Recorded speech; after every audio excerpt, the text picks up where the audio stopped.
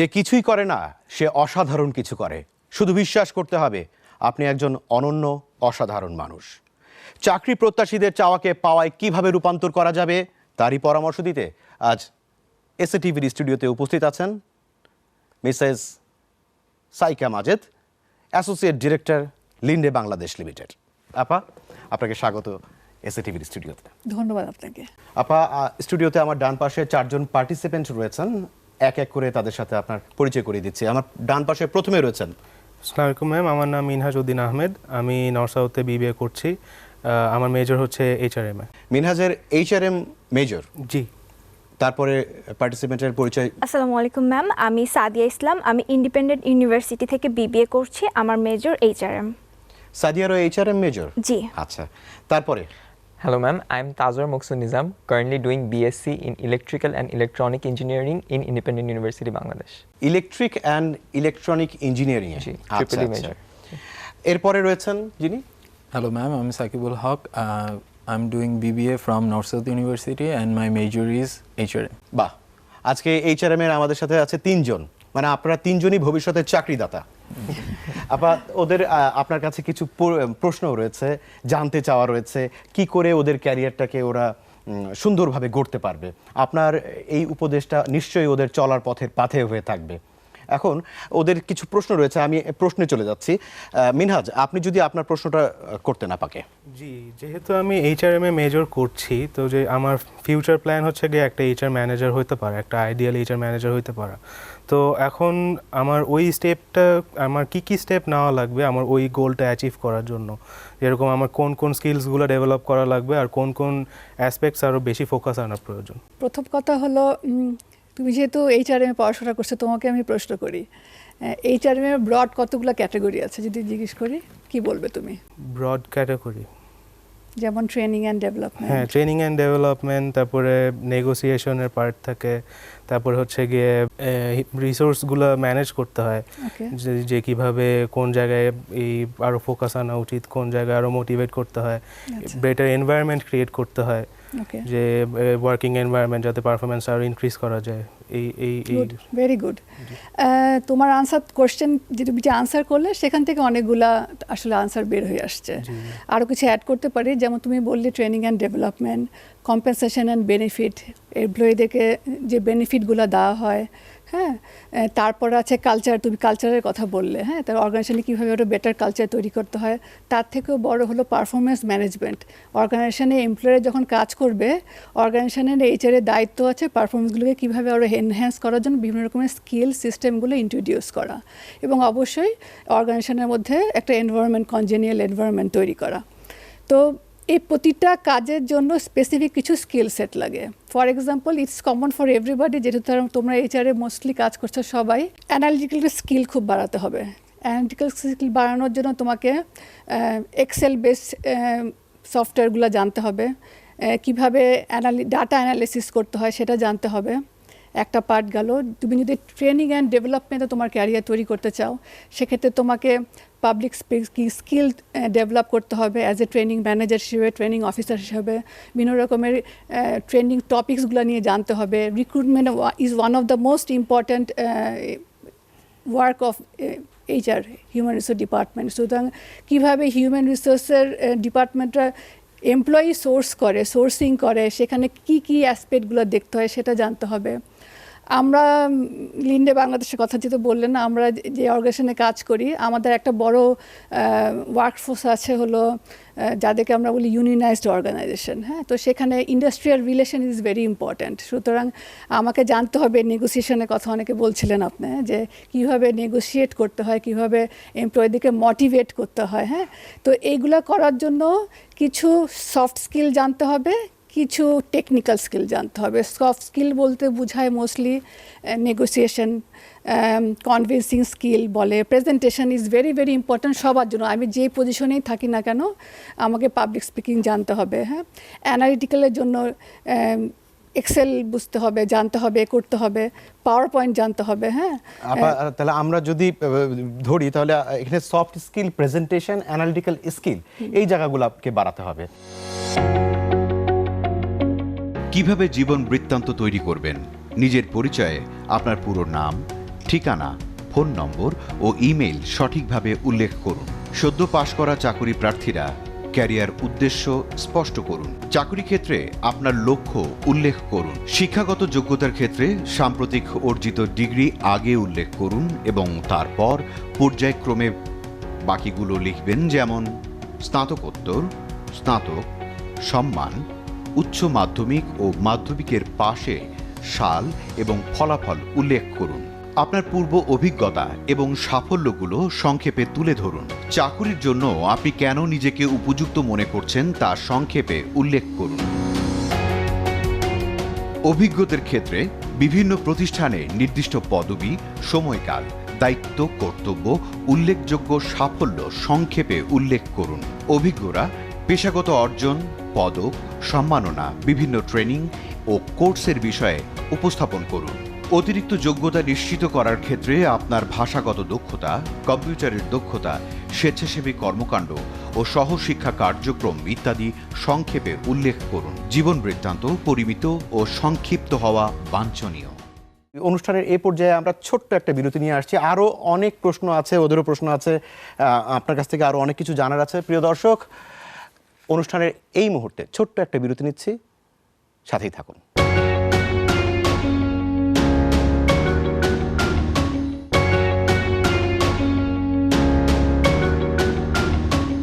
বিরতির পর আবারও স্বাগত আগামীর ক্যারিয়ারে।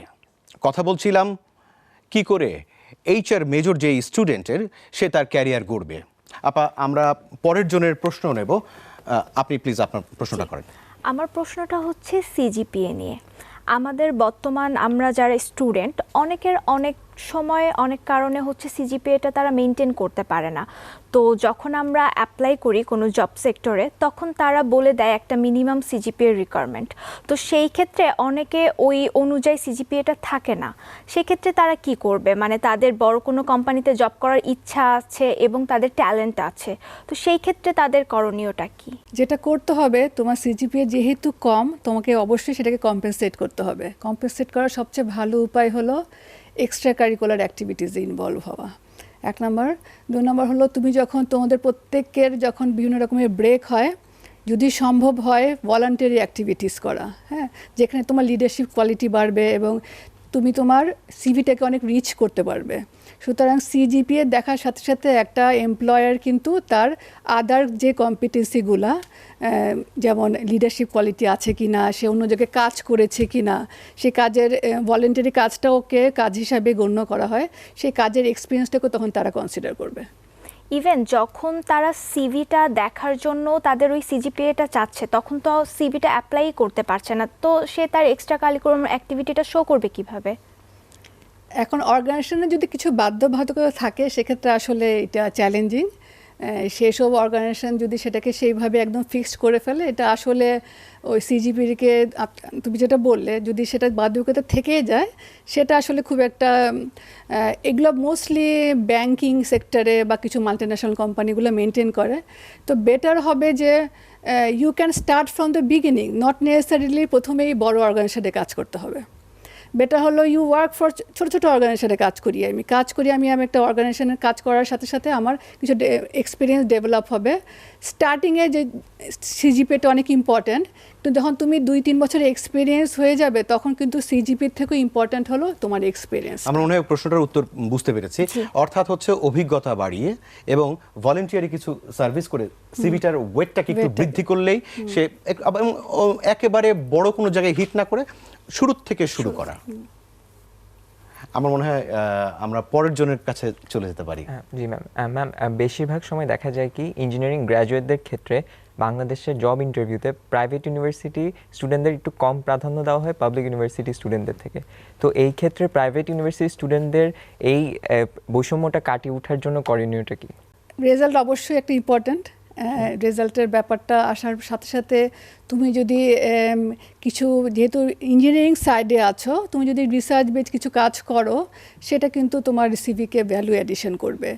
আর এখন কিন্তু আসলে বিভিন্ন কোম্পানিগুলাই নট নেসেসারি খালি সরকারি ইঞ্জিনিয়ারিং ইউনিভার্সিটিগুলোই দেখছে, প্রাইভেট ইউনিভার্সিটিও দিচ্ছে, কিন্তু যেটা দেখা হয় মোস্টলি যেসব ইউনিভার্সিটির একটা মিনিমাম একটা স্ট্যান্ডার্ড আছে, গভর্নমেন্টের কিছু অনুমোদন আছে, সেটা সাপেক্ষে আসলে মোস্ট অফ দ্য অর্গানাইজেশন কিন্তু এখন প্রাইভেট ইউনিভার্সিটিকেও আসলে সেইভাবে গুরুত্ব দিয়ে দেখছে। তবে যদি রেজাল্টটা ভালো হয় তো অবশ্যই সেটাকে কম্পেনসেট করে দিবে আমার মনে তাহলে হয়। তাজওয়ার যে প্রশ্নটা, পাবলিক ইউনিভার্সিটি বা প্রাইভেট ইউনিভার্সিটি যেই ইউনিভার্সিটি থেকেই পাশ করুক না কেন, কোনোই এখানে দ্বিধাগ্রস্ত হওয়ার কারণ নেই। আমরা চলে যাব পরের জনের কাছে। ম্যাম, আমার কোশ্চেনটা হচ্ছে যে যখন জব সার্কুলারগুলো ছাড়া হয় সেখানে আমরা দেখতে পাই যে চাকরির আগে থেকে এক্সপিরিয়েন্স দরকার হয়। সো সেই ক্ষেত্রে আমাদের মতো ফ্রেশাররা যাদের এখন পর্যন্ত কোনো জব এক্সপিরিয়েন্স নেই, তারা জব পেতে হলে কি করতে পারে? তোমার যদি HRM এর কাজ করছো, একটা হলো তো তোমরা অবশ্যই ট্রেনিং ইন্টার্নশিপ করছো। ইন্টার্নশিপ অনেক সময় অর্গানাইজেশনের তোমাদের ইউনিভার্সিটির রিকোয়ারমেন্ট অনুযায়ী হয়তো কম লাগে, হয়তো 6 মাস লাগে বা 3 মাস লাগে। তারপরও যদি স্কোপ থাকে, আমি বলবো যে তোমার ইন্টার্নশিপ বিভিন্ন অর্গানাইজেশনে করতে পারো, তাহলে তোমার এক্সপেরিয়েন্সটা বাড়বে। 2 নম্বর হলো আসলে আমি একটু আগেও যেটা বলছিলাম, আসলে আমি কোনো একটা পার্টিকুলার অর্গানাইজেশনের দিকে ফোকাস না করি, আমি আমার নিজের স্কিল সেটটাকে বাড়ানোর জন্য যে কোনো অর্গানাইজেশনে কাজ করতে পারি। কাজ করে আমাকে আমার স্কিল সেটটা বাড়াতে হবে, এটা অনেক ইম্পর্ট্যান্ট। কারণ দেখা যায় আমরা যারা এমপ্লয়াররা, তোমাদের মতো অনেকে আছে, ফ্রেশ হোক, এক্সপেরিয়েন্সড হোক, কিন্তু যেটা দরকার সে রিকোয়ার্ড কম্পিটেন্সি বা স্কিলটা নাই। সুতরাং তুমি যে পার্টিকুলার এরিয়াতে পড়াশোনা করছো, তোমাকে স্টাডি করে দেখতে হবে এরিয়াতে কাজ করতে গেলে কী কী স্কিল লাগে, এবং সেই স্কিলগুলা দুইভাবে করা যায়। একটা হলো চাকরিতে গিয়ে, আরেকটা হলো আমাদের এখন কিন্তু মানে পৃথিবীতে টেকনোলজির কারণে বিভিন্ন রকমের ট্রেনিংয়ের সুযোগ আছে, সেটা বাংলাদেশে লোকালি হোক, ইন্টারন্যাশনাল বলো, ভার্চুয়াল ট্রেনিংয়ের সুযোগ আছে। সেই ট্রেনিংগুলো করা, সার্টিফিকেশান নেওয়া, বিভিন্ন কোর্সের উপর সার্টিফিকেশান দেওয়া হয়, সেগুলো করলে আমার মনে হয় তুমি তোমার এক্সপিরিয়েন্সটা এবং স্কিল সেটটা বাড়াতে পারবে। সাকিবের সাথে আমি মিলিয়ে একটু আপনার কাছে জানতে চাচ্ছিলাম যে আপনি বললেন বিভিন্ন অর্গানাইজেশনে ইন্টার্নশিপের সুযোগ করে নেওয়া। আমাদের নবীনরা কি করে ইন্টার্নশিপের সেই সুযোগ পেতে পারে? যেটা হয় ইউজুয়ালি একটা হয় যে প্রতি বছরে মিনিমাম 1 থেকে 2 বার বিভিন্ন অর্গানাইজেশনগুলাই তাদের ইন্টার্নশিপের জন্য অ্যাপ্লিকেশন করে, হ্যাঁ, সোর্স করে, এবং সেখানে তাকে ইউনিভার্সিটির মাধ্যমে এই অর্গানাইজেশনগুলোতে অ্যাপ্লাই করতে হবে, এবং প্রপার প্রসেসের মধ্যে দিয়ে ইন্টারভিউর মাধ্যমে এসে ইন্টার্নশিপে জয়েন করতে হবে। একজন HR-এর ঊর্ধ্বতন কর্মকর্তা হিসেবে আপনার কাছে আমার জানতে চাওয়া, আপনি যে কোনো প্রার্থী আপনার কাছে CV পাঠালো, যে কোনো একটা সার্কুলার জন্য আপনি দিলেন, আপনাকে তার মধ্যে কোন স্কিলটা মানে দেখলে প্রথমেই আপনার কাছে খুব ক্যাচি মনে হয়? আমি এডুকেশনের সাথে সাথে আসলে ইম্পর্টেন্ট জিনিস যেটা হয়, আমি দেখি ওই সিভির মধ্যে সে আর অন্য কি করেছে, যেটা থেকে আমি বুঝতে পারবো তার মধ্যে leadership skill, problem solving skill, challenge নেওয়ার মতো মানসিকতা, সেটা যাতে সিভিতে ফুটে ওঠে। আমরা ইউজুয়ালি দেখি মোস্টলি সিভিগুলোতে যেটা আছে, খালি আমরা এডুকেশন লিখি আর আমি কোথাও কাজ করেছি সেটা লিখি, কিন্তু হোয়াট ইজ ইউর অ্যাচিভমেন্ট সেটা যদি সিভিতে দেখানো যায়, সেটা প্রফেশনালি কাজ না করলেও, আমি যেটা বলছিলাম ভলেন্টিয়ারি বলো, বিভিন্ন রকমের চ্যালেঞ্জে, তোমার ইউনিভার্সিটিতে তুমি বিভিন্ন রকমের কারিকুলামগুলো করো, সেগুলো দেখে কিন্তু আমরা বুঝতে পারি তার মধ্যে কী পরিমাণ পোটেনশিয়ালিটি। তাহলে সাদিয়ার কথার সাথে আমরা বুঝতে পারি, যদি কারোর CGPA কম হয়, হতাশ হওয়ার কোনো কারণ নেই। আপনি নিজের অভিজ্ঞতা বাড়াতে পারেন ভলেন্টিয়ারি সার্ভিসের মাধ্যমে এবং ইন্টার্নশিপের মাধ্যমে। আমরা জানি আপনার কোম্পানি করোনা মুহূর্তকালীন সময়ে ফ্রন্ট ফাইটারের ভূমিকায় ছিল এবং আপনারা অনেক সহায়তা করেছেন করোনাকালীন মুহূর্তে এই যুদ্ধকে জয় করার জন্য। এই অন্যান্য কোম্পানির যখন মানব সম্পদ ছাঁটাই করা হচ্ছে, আপনারা কি তখন মানব সম্পদ বাড়িয়েছিলেন? হ্যাঁ, লিন্ডে বাংলাদেশে আসলে আপনি সত্যি কথাই বলেছেন। করোনাকালীন সময় আমরা আসলে ঠিক সম্মুখভাবে কাজ করে সারা বাংলাদেশে মেডিকেল অক্সিজেন নিশ্চিত করা ব্যাপারে কাজ করেছি, এবং আমার মনে হয় আমরা খুব সফলতার সাথে কাজটা করতে পেরেছি। এমপ্লয়ি ইউজুয়ালি আমাদের যেটা হয়, আমাদের একটা স্ট্রাকচার আছে, অর্গানাইজেশন একটা অর্গানোগ্রাম আছে, সেই অর্গানোগ্রামের উপরে ভিত্তি করে আমরা লোক নিয়ে থাকি।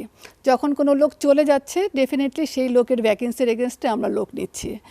কারণ যেটা বললেন না, আমাদের অর্গানাইজেশন একদিনের জন্য থেমে থাকেনি, সুতরাং আমরা সেই ভ্যাকেন্সিগুলোকে এনশিওর করার জন্য আমরা লোক নিয়েছি।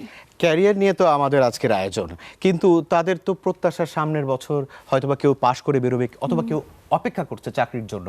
কারণ আপনারা তো এই করোনাকালীন মুহূর্তে যোদ্ধা, তো সামনের বছরে আবারও কি কোনো ধরনের কোনো আশঙ্কা কি আপনারা করছেন? এমন কিছু আবার অর্থনীতিকে ফেস করতে হবে? অর্থনীতি একটা নিম্ন গতি অবশ্যই হয়েছে করোনাকালীন সময়, কিন্তু একটা দেশ বা একটা অর্থনীতি কিন্তু কখনোই সর্বক্ষণ নিম্নগামী থাকতে পারে না। সুতরাং একটা সময় কিন্তু দেশের স্বার্থেই অর্থনীতি ঘুরে দাঁড়াবে, এবং অলরেডি কিন্তু অর্থনীতি ঘুরে দাঁড়াতে শুরু করেছে। হ্যাঁ, তো এবং ভ্যাকসিনেশনের কারণে অবশ্যই আমরা সবাই আশা করছি যে আমরা যে অবস্থার মধ্যে দিয়ে পার করেছি গত বছরগুলোতে, আমাদেরকে সেই চ্যালেঞ্জটা হয়তো সেইভাবে ফেস করতে হবে না। প্রিয় দর্শক, অনুষ্ঠানের এই পর্যায়ে আমরা বিরতি নিচ্ছি। বিরতির পর ক্যারিয়ার নিয়ে আরও কথা বলবো, সাথেই থাকুন।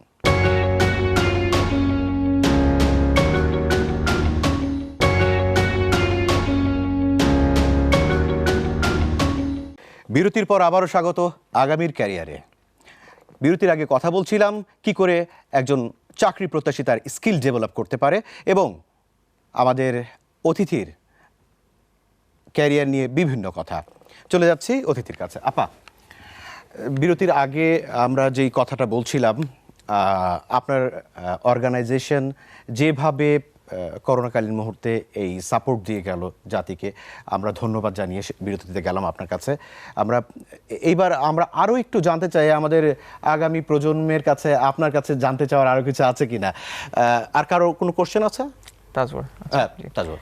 হ্যাঁ ম্যাম, ইঞ্জিনিয়ারিং স্টুডেন্টদের ক্ষেত্রে দেখা যায় কি ইনস্টিটিউশন অ্যান্ড ফ্যামিলি দোনো জায়গা থেকে একটা প্রেশার ক্রিয়েট করা হয় যে বাইরের থেকে একটা ডিগ্রি অর্জন করে নিয়ে আসার জন্য, যাতে এটা কোনো অর্গানাইজেশনে চাকরির জন্য একটা বড় ইম্প্যাক্ট ফেলে। তো এটা কি আসলেই কোনো বড় ইম্প্যাক্ট ফেলে, নাকি এটা জাস্ট একটা মিথ? বিদেশি ডিগ্রির কতটুকু জরুরি? প্রথম কথা হলো, আগে তোমাকে চিন্তা করতে হবে তুমি আসলে দেশে থাকতে চাও না বিদেশে যেতে চাও। বিদেশে তোমার ক্যারিয়ার শুরু করতে চাও, তোমার জীবন তুমি শুরু করতে চাও বিদেশে কিনা। আমার কাছে মনে হয় তুমি যদি দেশে থাকতে চাও, ইম্পর্ট্যান্ট হলো অর্গানাইজেশনে জয়েন করা, কারণ কাজের মাধ্যমে শেখার কোনো বিকল্প নেই।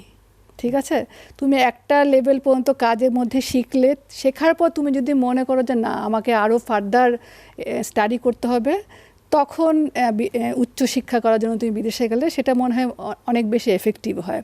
তখন তোমার এক্সপিরিয়েন্স, তুমি যে ছোট পরিসরে কাজ করলে সেটার সাথে তোমার এডুকেশন ক্ষেত্রে তুমি মোর রিলেট করতে পারবে। তার মানে বিদেশি ডিগ্রি থেকে কাজটা শুরু করা, অভিজ্ঞতাটা জরুরি। আর কারো কোনো প্রশ্ন আছে? জি ম্যাম, আমার একটা প্রশ্ন আছে, সেটা আপনার কাছে। আমি যদি আপনার অর্গানাইজেশনে ইন্টার্নশিপ করতে চাই, সেক্ষেত্রে আমার করণীয়?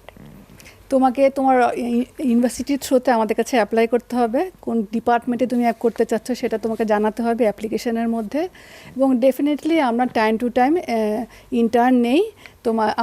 আমরা রিক্রুটমেন্ট প্রসেসের মাধ্যমে সবচেয়ে যোগ্য ব্যক্তিকেই রিক্রুট করে থাকি। আপা, আপনার কাছে আমার খুব কমন একটা কোশ্চেন, সেটা হচ্ছে আপনার মতে এক কথায় সফলতার সংজ্ঞা কি হতে পারে? একজন সফল মানুষ হিসেবে আপনার কাছে আমার জানতে চাও। তোমরা যদিও সবাই অনেকে HR পড়েছো, ইঞ্জিনিয়ারিং পড়েছো, কিন্তু আমি দিনের শেষে বলবো তুমি কি করতে ভালোবাসো। নট নেসেসারিলি HR পড়লে HRই করতে হবে। এখন বাংলাদেশে, পৃথিবীতে আমাদের গতানুগতিক পড়াশোনার বাইরেও আরও অনেক ব্রাঞ্চ আছে। তোমাকে আগে দেখতে হবে তুমি কোনটা করতে ভালোবাসো। প্রিয় দর্শক, আমরা আমাদের আগামীর ক্যারিয়ার অনুষ্ঠানে আজকে যেই বিষয়গুলো উল্লেখ করলাম, সফট স্কিল, যারা চাকরি প্রত্যাশী তাদের জন্য আমাদের সম্মানিত অতিথি বললেন সফট স্কিল অত্যন্ত জরুরি। কেউ যদি CGPA বা রেজাল্ট একটু কমও হয়ে থাকে, তারপরও তাদের হতাশ হওয়া যাবে না, লেগে থাকতে হবে চেষ্টা। এই সপ্তাহের চাকরির খবর। মহাব্যবস্থাপক, মানব সম্পদ ও প্রশাসন, প্রমি অ্যাগ্রো ফুডস লিমিটেড, শূন্য পদ, একটি। চাকরির স্থান ঢাকা। অভিজ্ঞতা কমপক্ষে 15 বছর। আবেদনের শেষ তারিখ 30 December 2021। Executive HR operations, IPDC finance limited, অভিজ্ঞতা কমপক্ষে 2 বছর। চাকরির অবস্থান ঢাকা। আবেদনের শেষ তারিখ 29 ডিসেম্বর 2021। Manager, NASA group. অভিজ্ঞতা কমপক্ষে 10 বছর। চাকরির অবস্থান ঢাকা। আবেদনের শেষ তারিখ 30 ডিসেম্বর 2021। আর সাথে থাকুন আগামীর ক্যারিয়ারে। ধন্যবাদ সবাইকে।